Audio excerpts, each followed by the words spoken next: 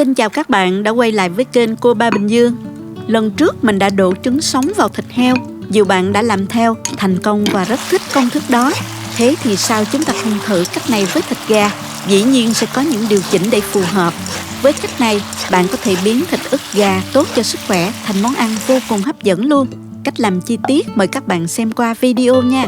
Nào chúng ta cùng vào bếp làm ngay món ăn này với mình nha. Chúng ta có thể xem những thành phần nguyên liệu chi tiết, hình ảnh nguyên liệu cụ thể để thực hiện món này ở cuối video, hoặc tham khảo những dụng cụ nhà bếp mình hay sử dụng bên dưới phần mô tả của video. Hôm nay mình dùng 2 miếng ức gà phi lê như thế này. 2 miếng này nặng khoảng 700 g. Mình đã rửa sạch với gừng và muối rồi. Để ráo hoặc là mình lau khô bằng khăn giấy bếp nhé các bạn. Bây giờ mình cắt thành từng miếng vừa ăn, kích thước khoảng bao diêm. Mình cắt xéo như thế này ha, để thớ thịt được dài và dai nhất nha.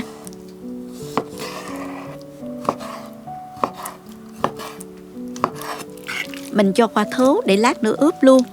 Đánh tan 2 quả trứng.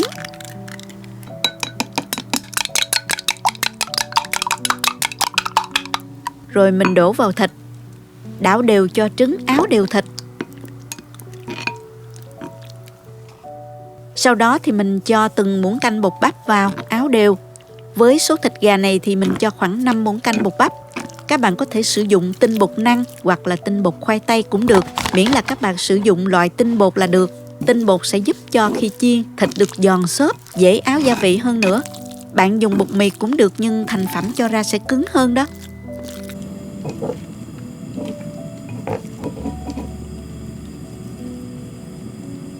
Áo bột như vậy là được rồi nè các bạn. Bây giờ mình sẽ đem đi chiên. Đợi dầu nóng rồi mình cho thịt gà vào chiên giòn ha.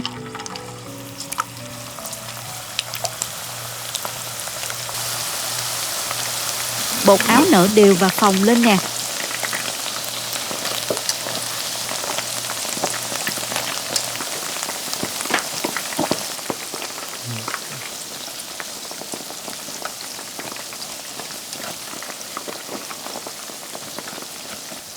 Chờ cho gà chín vàng thì mình vớt ra để ráo dầu. Nếu thấy thích cách mình làm, nhớ chia sẻ cho bạn bè cùng xem nha. Nhớ bấm like và đăng ký kênh. Ngoài ra nếu thấy video này thực sự hữu ích, bạn có thể gửi tặng ekip thực hiện một ly cà phê bằng nút Super 10 hình trái tim ngay bên dưới.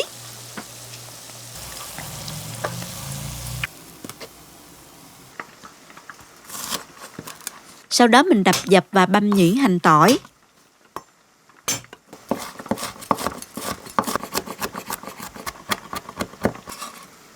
Cắt thêm một ít hành lá.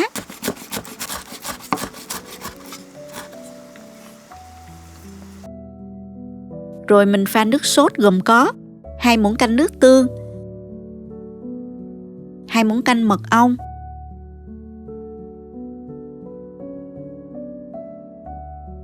1 muỗng canh tương ớt và 4 muỗng canh nước nha. Nửa muỗng cà phê bột nêm, tiêu, bột ớt paprika, khuấy đều cho tan gia vị.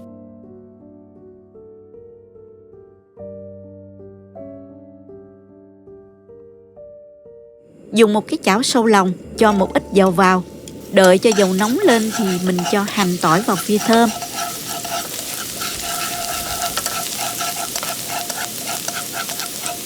Sau đó cho hết hỗn hợp nước sốt đã pha vào.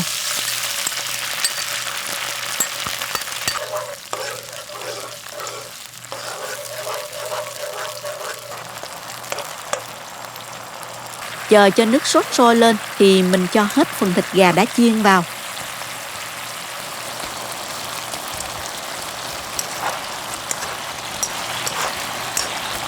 Đảo đều cho gà thấm gia vị. Phần bột áo chiên giòn lên giúp phần nước sốt bám đều vào thịt gà dễ dàng đó các bạn.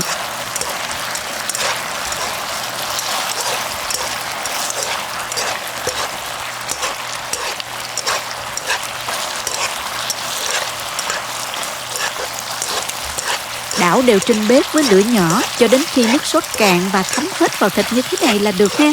Mình tắt bếp luôn. Rắc thêm một ít tiêu và hành lá nữa cho thơm. Dọn ra đĩa và cùng gia đình thưởng thức nào các bạn ơi. Phần thịt gà áo nước sốt lên màu bóng bẩy, đẹp mắt, ăn ngay lúc còn nóng cho giòn nhé các bạn. Phần bên ngoài bột nở đều và giòn xốp nhẹ, thấm đều gia vị, có độ mặn ngọt vừa phải, ngọt dịu của mật ong, rất ngon đó các bạn. Phần thịt nhờ có bước áo bột chiên mà thịt được mềm nè, giữ được độ ngọt và không hề bị bở. Đây là một gợi ý rất hay cho bữa cơm gia đình. Chúc các bạn thành công nha! Cảm ơn các bạn đã theo dõi video. Nếu thích cách mình chia sẻ, nhớ gửi cho bạn bè cùng xem, bấm like và đăng ký kênh để xem nhiều món ăn mới của mình. Nếu thấy video thực sự hữu ích, bạn có thể gửi tặng ekip thực hiện một ly cà phê bằng nút Super Thanks hình trái tim ngay bên dưới video. Các bạn cũng có thể truy cập website cobabình-dương.com để xem công thức nấu ăn dưới dạng bài viết. Chào tạm biệt và hẹn gặp lại các bạn trong video kỳ tới nha!